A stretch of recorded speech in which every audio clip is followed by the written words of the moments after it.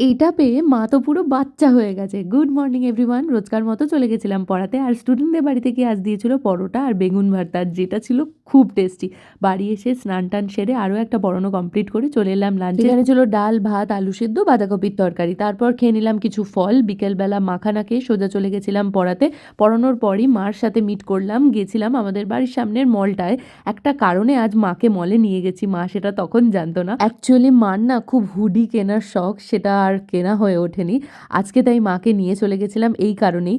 মা অনেকগুলো দেখছিল, তারপর যখন দেখলো যে সত্যি সত্যি আমি কিনে দেবো, মা একটু তো অবাক হয়েছে। ওখানে পছন্দ হয়নি বলে পাশের মলটায় গেলাম।